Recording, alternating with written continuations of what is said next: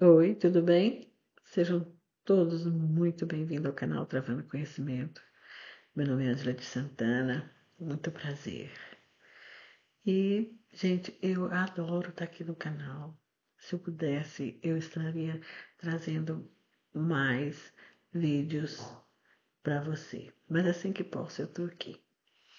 E o quadro de hoje é do serial killer Lazarus Mazingani, da África do Sul.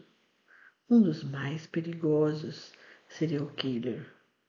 Ele tem uma lista extensa de crimes. Ele foi condenado por 16 assassinatos de jovens mulheres entre 16 e 21 anos. Ele foi condenado também por 20 roubos, 22 estupros, 3 sequestros e 5 tentativas de assassinatos.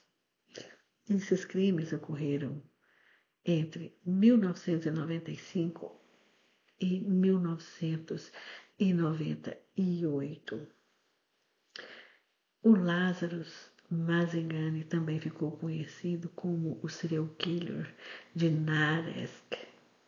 Naresk é uma abreviatura para o Centro Nacional de Recreação da cidade de Joanesburgo, a cidade do ouro, como centro financeiro e econômico da África do Sul. É tudo lá. Então, Narex também tem o centro, a cidade do futebol, onde está o estádio famoso do FAN, onde foram realizados os jogos da Copa do Mundo de 2010. E lá também está o centro de exposição da cidade de Joanesburgo. Então, lá é um complexo enorme, sabe? E muito visitado pelos residentes, por turistas de toda a África do Sul e do mundo, pela grandeza que é este complexo, esse centro nacional de recreação, Naresk.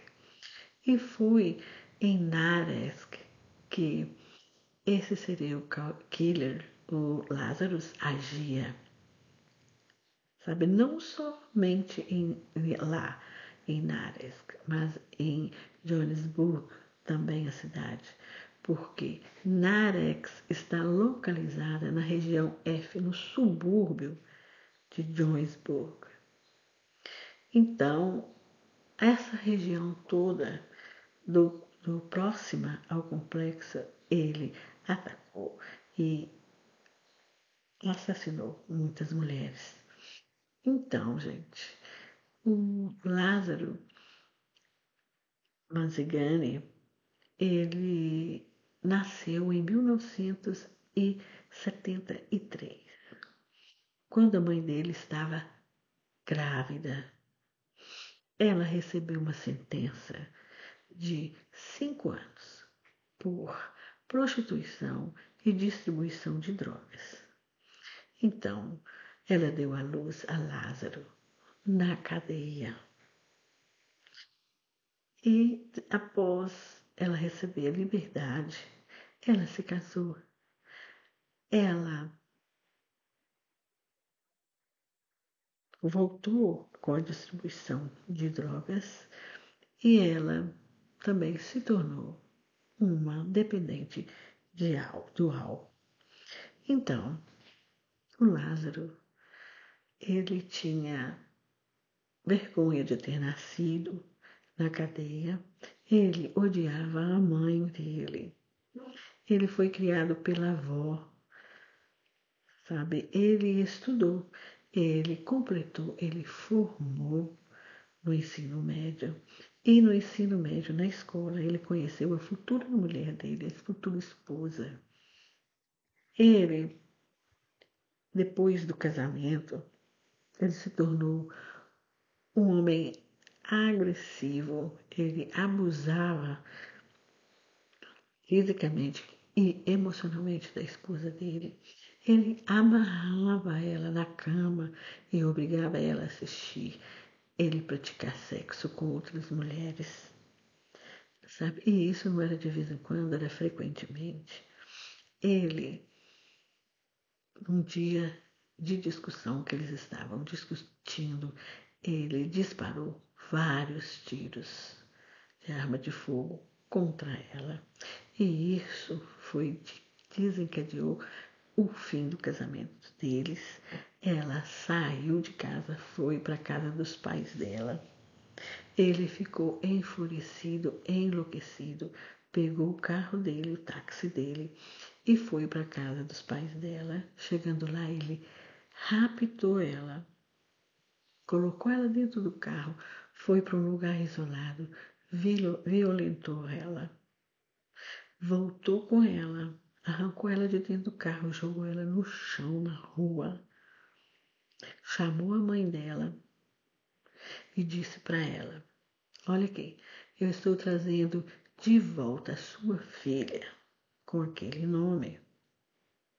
E ele aproveitou que a família estava toda em pânico e invadiu a casa dos pais dela, dos sogros dele, e entrou atirando para tudo quanto era lado. Então, a esposa dele não quis, ela se recusou a denunciá-lo, a chamar a polícia, e ficou tudo por isso mesmo. Então, o motorista de táxi, o Lázaro Basigani, ele, na parte da manhã, ele ia na casa, buscava a vítima dele e levava para o trabalho, deixava no trabalho. À tarde, ele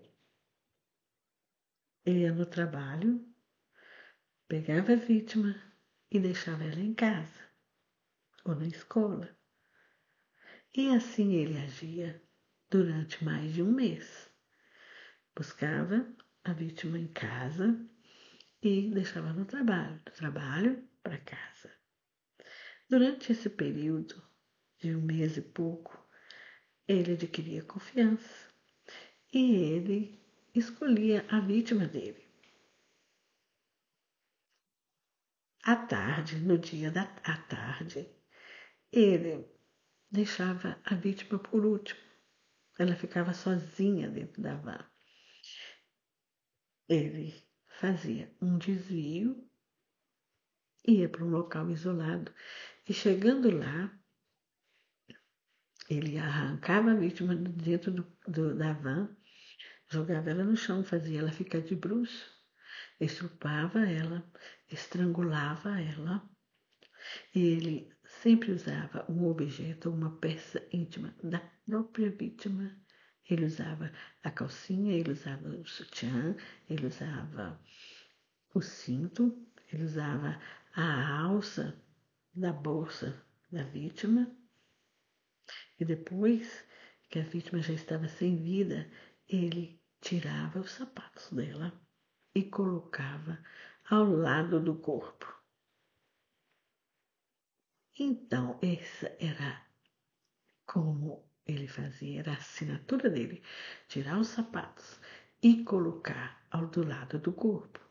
Então, ele roubava os anéis, os colares, os relógios, os brincos, tudo o que a vítima estivesse usando. E ele presenteava com essas joias as namoradas dele. Mas o Lázaro, ele não tinha só um modo de agir. Ele também atacava motoristas na rodovia. Ele assassinava, ele mutilava, ele roubava, ele estuprava nas rodovias. Mas era de uma maneira diferente. Ele fazia isso para despistar, para tirar o foco e desorientar as investigações policiais. Nas rodovias ele agia completamente diferente. Ele simplesmente ia sem o carro. Então, era aleatório. Ele não escolhia a sua vítima como quando ele fazia quando ele estava usando o táxi. Era aleatório. A única coisa que ele fazia era pegar uma pedra pontuda e afiada e colocar no meio da rodovia. E o pneu que furasse, o motorista daquele carro era a vítima dele.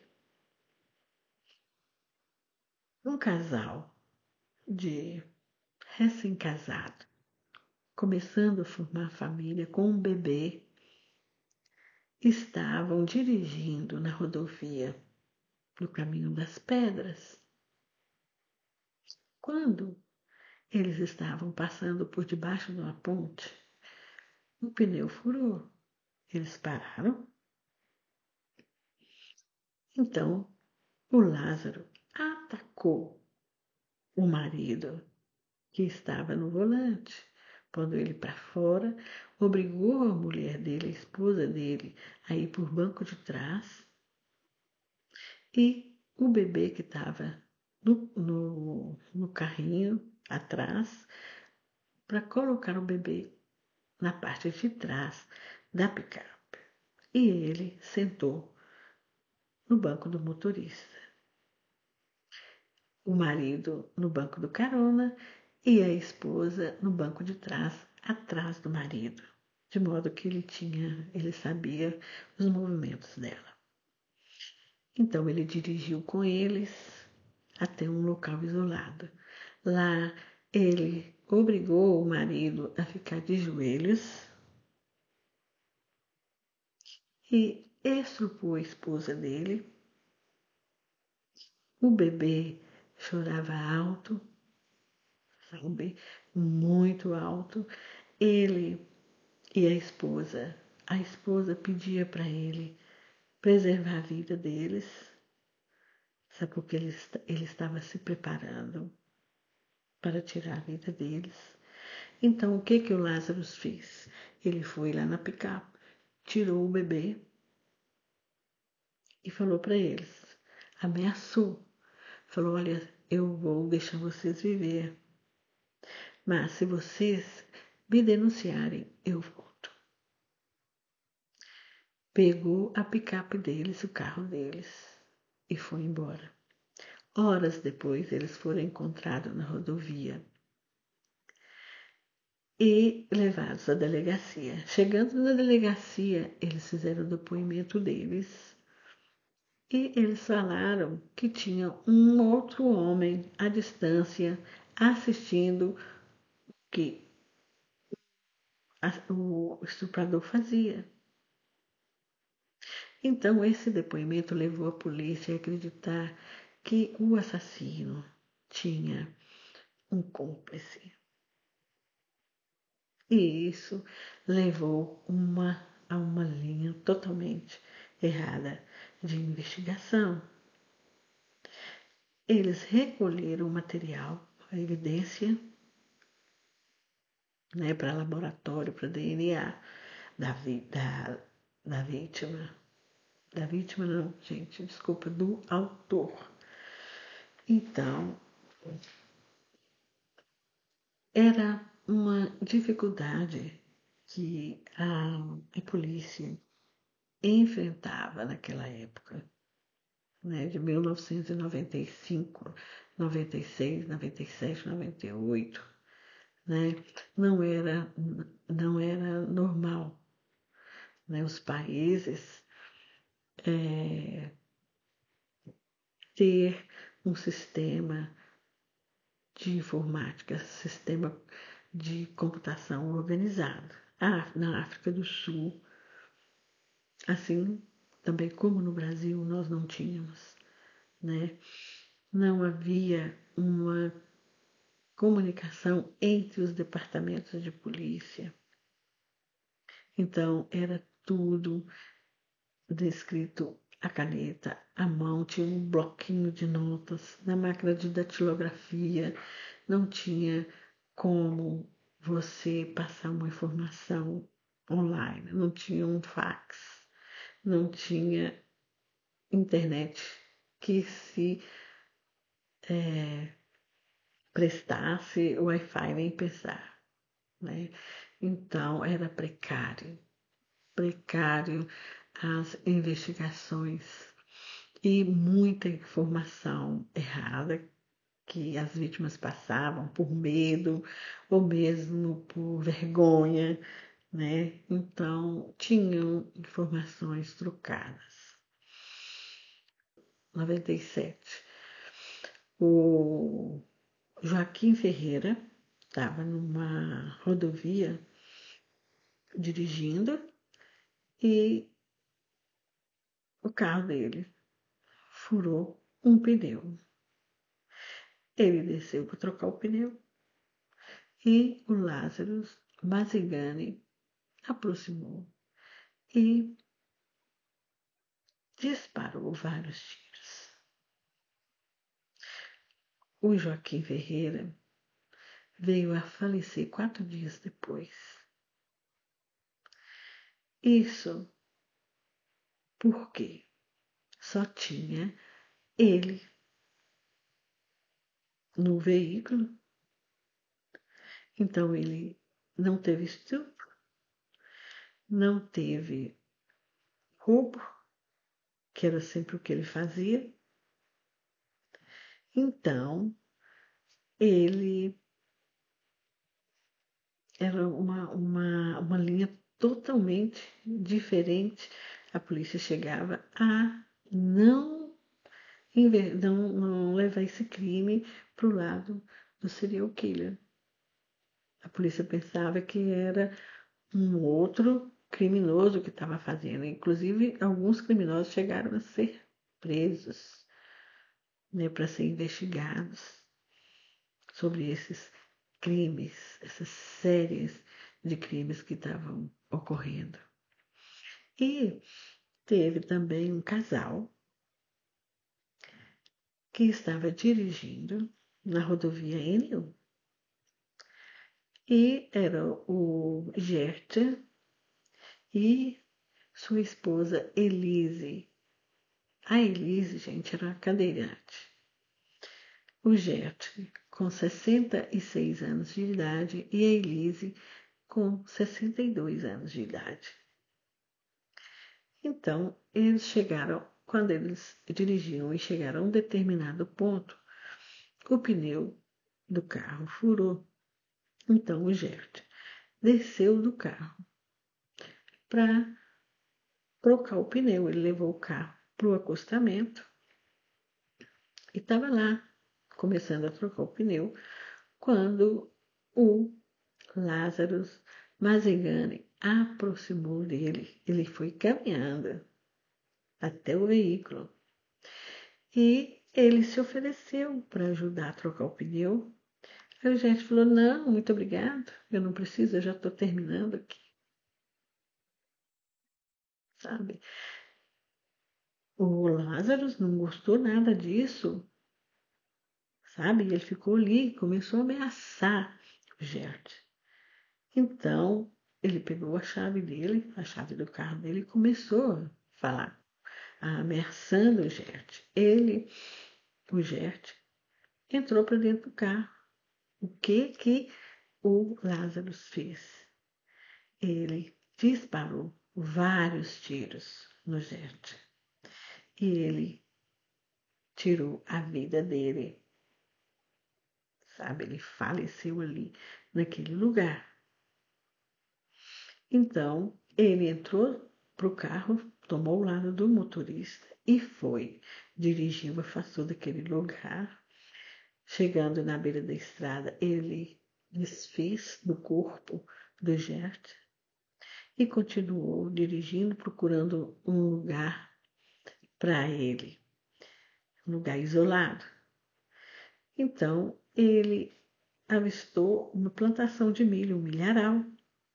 Ele entrou adentro dessa plantação e parou o carro e começou a arrancar as capas dos assentos do banco e jogar no chão, para fora do carro, colocá-las no chão.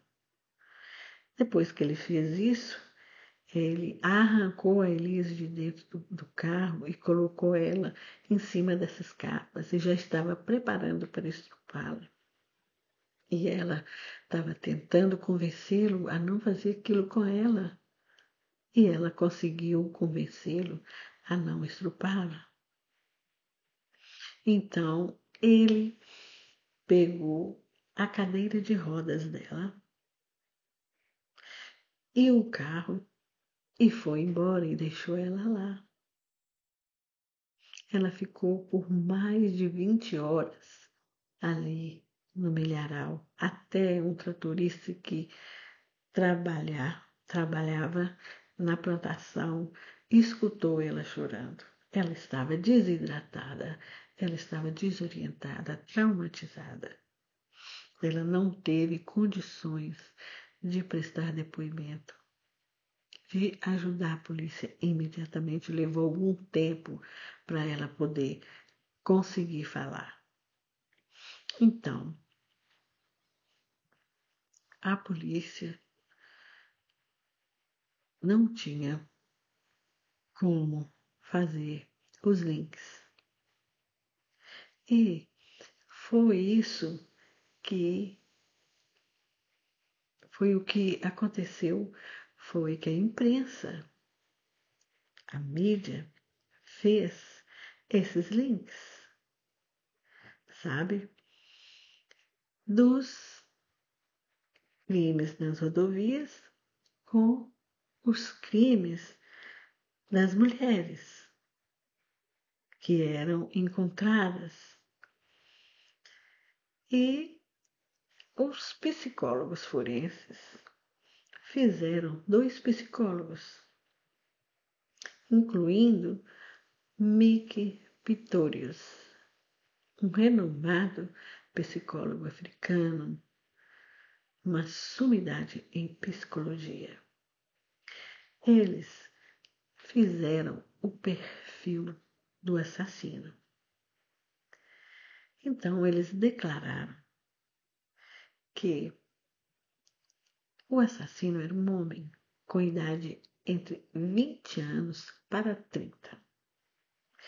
Por causa da idade das vítimas, que eram de 16 a 21 anos, então, esse assassino teria essa faixa etária de idade. Eles afirmaram que ele era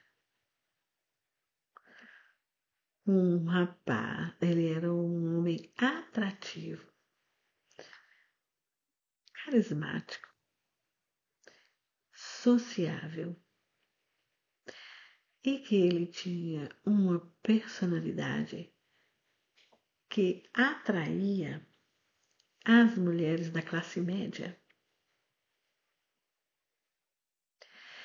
e que ele tinha um ódio muito grande pelas mulheres e que ele desejava que elas, as mulheres, fossem submissas a ele. E, por último, eles declararam que ele, esse assassino, ele era um passageiro de táxi ou o motorista do táxi, ou seja, o taxista. E isso veio também com uma criança, filha de uma das vítimas do serial killer Lazarus Mazzigani, que repetia sempre que a mãe dele tinha ido à cidade com um taxista e que ele não sabia quando ela ia voltar. O menino dizia isso repetidas vezes. E o fato de que as vítimas, todas as vítimas, tinham usado táxi como meio de transporte e a maioria delas, os corpos foram encontrados na rota de táxis. Então, os investigadores, a polícia, viu que tinha um provável acerto na teoria e nos links da teoria que os psicólogos passaram e nos links que a mídia estava fazendo. Então, o comissário de polícia, em uma conferência, ele publicou no jornal essas teorias da mídia, de todos os veículos de comunicação. Esse perfil foi divulgado. E ele fez um pronunciamento falando, avisando as mulheres para serem mais cuidadosas ao usarem o táxi, que elas prestassem atenção nos passageiros que estavam no táxi com elas, que elas não andassem sozinhas, que elas andassem em grupo, que elas avisassem o marido ou os familiares dos movimentos dela, e principalmente quando elas chegassem em casa, que elas não usassem o táxi sozinhas, que deveria sempre ter alguém, algum passageiro, outras pessoas no táxi, e que qualquer movimento estranho que elas vissem, que elas notassem, que elas denunciassem para a unidade de assassinos e roubos de Princeton, que estava tomando esses casos desse serial killer. E ele falou também que estava expandindo o time, a equipe de trabalho, para que fosse o mais breve possível feita a prisão desse assassino, e ofereceu também uma recompensa para quem desse uma informação que levasse à prisão do assassino. Então, a polícia estava muito engajada, sabe, em encontrar esse assassino. Estava ouvindo outras pessoas, ouviu a mídia, ouviu os psicólogos, ouviu depoimentos, sabe? Os depoimentos das mulheres que conseguiam se livrar eram sempre os mesmos.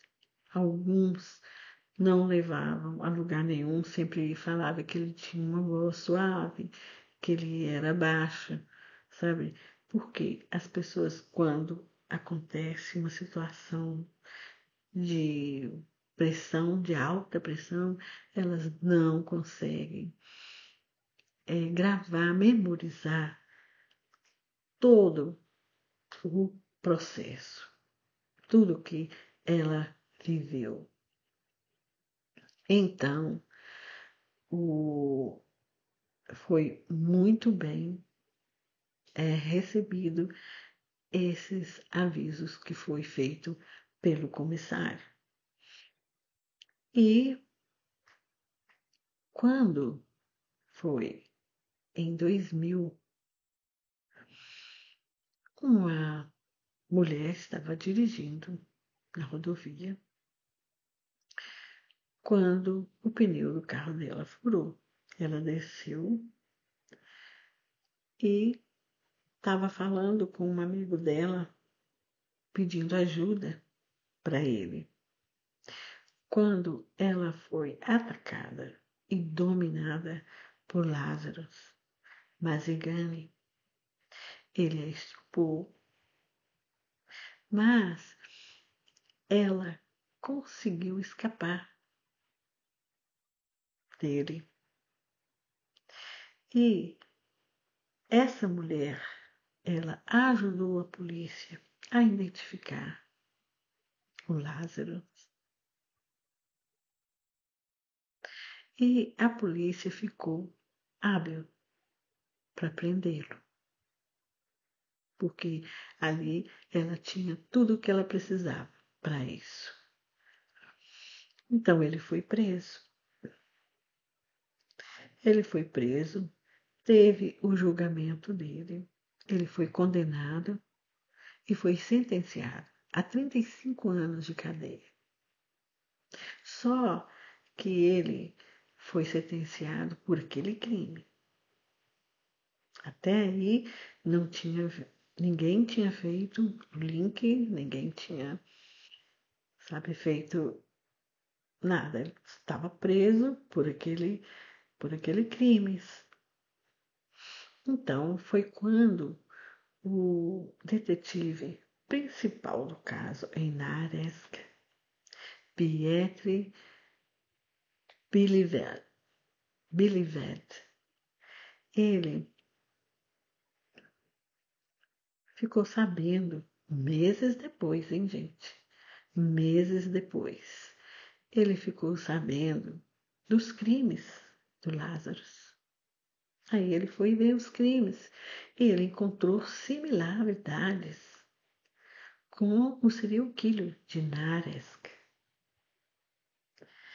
Então, o que ele fez? Ele pegou as evidências de DNA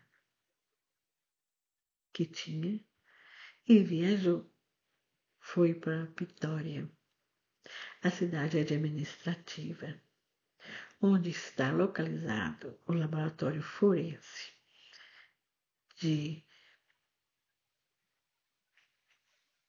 Johannesburg. E aí foram feitos os testes lá, comparativos, né? E deu positivo. As evidências de DNA do serial killer de Naresk eram as mesmas do criminoso da rodovia. Então, ele foi até a delegacia, até a cadeia onde ele estava preso, para pedir a transferência dele para Brixton, para a unidade de assassino e roubos, no que foi concedida. Ele fez a viagem com o Lázaro e o Lázaro queria saber por que ele estava indo para essa unidade, para essa delegacia, se ele estava cumprindo a pena em outra cidade. Por que ele estava sendo transferido? Então, chegando em Brixton, ele fechou em copas. Ele não quis colaborar com detetives, ele não quis colaborar com a polícia. Então, quando o detetive Beveld voltou para Naresk, numa noite de madrugada, ele recebeu uma ligação falando para ele ir até Brixton, porque o Lázaro tinha defecado na comida e estava jogando essa merda nas pessoas. E que ele precisava de ir até lá para acalmá-lo, porque ele já tinha feito o pedido para falar com o detetive. Então, ele foi para Brixton de madrugada para conversar com ele para acalmá-lo. Isso porque dias antes ele tinha feito esse pedido para ver o detetive. E o detetive respondeu que não ia, que ele só ia lá no dia que ele pudesse. Então, o Lázaro usou desse comportamento para fazer com que o detetive fosse lá no tempo que ele queria. Mas não adiantou nada, sabe? Eles já tinham provas suficientes, sabe, de que era a mesma pessoa, que era ele que agia, que ele agia sozinho, não tinha comparsa, sabe? Ele usava os métodos diferentes. Ele foi reconhecido pelas pessoas que sobreviveram. Então, não tinha como ele nem, se ele confessasse, seria muito melhor para ele, mas não ia adiantar nada, sabe? Não ia mudar, porque a pena dele, a sentença dele foi a mesma e os investigadores já tinham o suficiente, sabe, para condenação dele. Hoje, o Lázaro tem 51 anos. Ele está preso há 24 anos. E ele tentou, nesses anos, 2 vezes a condicional, a liberdade condicional. E todas 2 vezes foram negadas, sabe? Ele está preso sem